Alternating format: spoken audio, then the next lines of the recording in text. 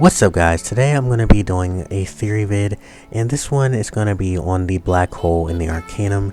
It's going to be a pretty short video, but I'm going to try and voice my thoughts on what this black hole could be or what it means in that amount of time. So let's go ahead and get started. Basically, here in the Arcanum, the center of the new center of our wizard's operations, you can come up to this window past the tree right here, and you can see this black hole. Now this black hole is kind of pretty much like any black hole that you'd expect in the universe, except this one's got a little purple spin on it, like a spiral, and we have these flowing, I don't know what this is, it's just flowing electricity coming from the Arcanum. You definitely know it's coming from the Arcanum, and I'll tell you about that in a moment, but you can see that's coming from the Arcanum and going what I think is to the black hole. Now you could go Control G and zoom up, and you could speculate whether or not that actually goes to the black hole. At one point, like from one angle, it looks like it might go past it, and from another, it looks like it does go to the black hole. But in my opinion, it does. It is meant to go there, because what else would it go to? You can't really see anything. I mean, I guess behind the black hole, it could be going to there, but that's not the point. Now, other sites to see, you can see stars. There's other little spirals here, but these aren't black holes.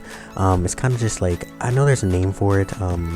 Maybe they're wormholes. I don't know. They might be wormholes, but these aren't black holes. But you can see there's other aesthetics here, and then you see sort of like the Milky galaxy and stuff. So that's the black hole itself. Now, I know that electricity is coming from the Arcanum, because if you just come here anywhere in the Arcanum, you have this electricity or this power, these streams of light all throughout the Arcanum, from there to here, just anywhere in the Arcanum. It's powering the Arcanum, and most people don't know what the Arcanum is, but it's actually a ship. If you don't know that, it's a ship, and you find that out in Mirage when Ione gives the whole backstory thing on the Cabal and everything. You find out that it is, well, actually it's not Ione giving you the backstory, but it's the voiceover lady. She gives us the backstory, and we find out that the Arcanum is a ship, and it was built because the scholars were trying to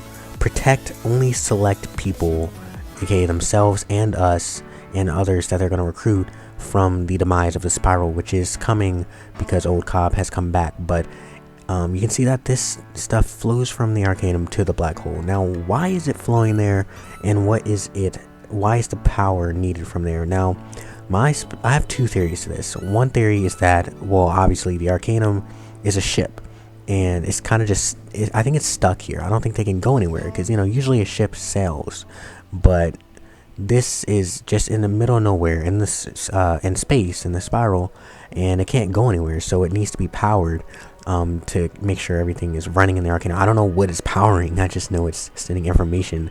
And also, speaking of that word, sending, this is another very important reason why it could be from the black hole, and what the black hole could be. You can see, not only is there power being sent out somewhere, something is being sent out, but we're also receiving something. Like, you can see it's coming this way as well.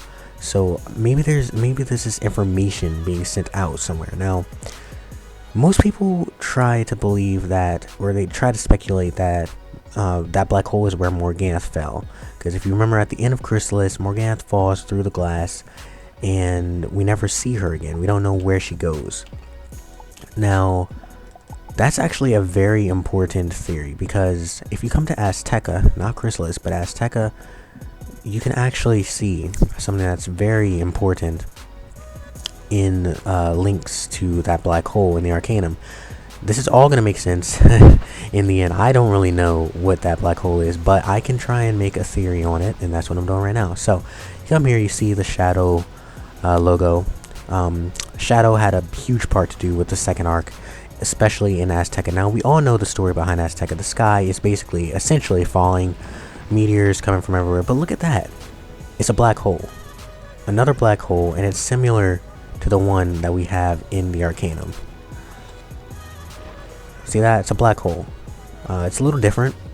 Spins a little bit more. It's still got the purple look and the blue look on it, but it's still a black hole. Now, what's basically happening in the second arc, and especially in Azteca, is Morganth is she believes that she is the chosen one, which is more than likely us. She was wrong. She's not the chosen one, but she believed she was the chosen one, and she brought enough terror to cause Azteca to be in ruins as it is, and the sky is falling and everything, and thus meteors coming from the sky, the black hole right there, the shadow is taking over. Shadow is taking over. The shadow logo right here. Prophecy was a big thing, not just in Chrysalis, but in Azteca. They gave us a whole prophecy thing, which maybe I can make a video on that later, but that was important. So all of this, and the fact that that's a black hole and it's tearing down the skies there, and there's also a black hole in the Arcanum, leads me to believe that the black hole in the outside of the Arcanum has to do with shadow. And if it has to do with shadow, that means two things. One, either that's where Morganth is, and she has fallen in there and she's become trapped. Think about this for a second. We all know that Grandmother Raven trapped Old Cobb in the pit in Chrysalis. She trapped him there because he was causing too much chaos. He caused the Titan War, basically. So she trapped him in a black hole, in a pit. It's actually called the black hole in Chrysalis. Now, do you think that it's possible that Old Cobb we all know Old Cobb was against Morganth. That's why he helped us take her down. So it's possible that Old Cobb had that entire thing planned, because if you think about it, just go to do a Morganth run. I mean, if you haven't had your amulet yet, go do it. I mean, it's worth it. If you want to find out some more about, if you want to theorize some more, and if you want to have a chance of getting an amulet, go do a Morganth run just randomly when you get a chance. And take a look at Morganth, at the glass pane where Morganth falls through. Look at that before you fight her, and then look at it afterwards and see how it's cracking, and we all know she falls through. Before we fight her, that glass is perfect. I went and I checked. It's perfect. There's no cracks in it. Doesn't look weak at all. It looks perfectly fine. Then all of a sudden, she falls through it after we defeat her. It's possible that Old Cobb had something to do with that. Now, we did free him, so there's no way he could have tampered with it before we freed him, but he could have put a spell on it or something. We don't know what this guy's capable of. He's very, very powerful. Even though we fought him, that wasn't his full form. We don't know what he's capable of. So either Old Cobb had something to do with that and he trapped her in there, and that's where she is right there, or it could be Old Cobb himself in there. That could be where he's located, or it could be, because remember, the hole in Azteca, that was shadow related. That was what Morganth was capable of doing. Even though she was not nearly as powerful as she thought she was still able to reach that amount of power. So Old Cobb's power could look like this, and it could be much, much worse. Or it could be something entirely different. We don't know. Maybe it's a world in there. Who knows? But this is all very interesting to take into account. And then the fact that this is just coming from the Arcanum and going there. Why is this connected there? It's all very, very interesting. So if you want, go ahead and leave your own theories down below in the comment section. This was a less scripted video than I usually do, and I'm happy that it is, because I enjoy doing these kind of open-minded theories like this. So if you want to see more theories like this one, then go ahead and leave a comment and suggest something else that you'd like to see me discuss. Also, leave your own theories below.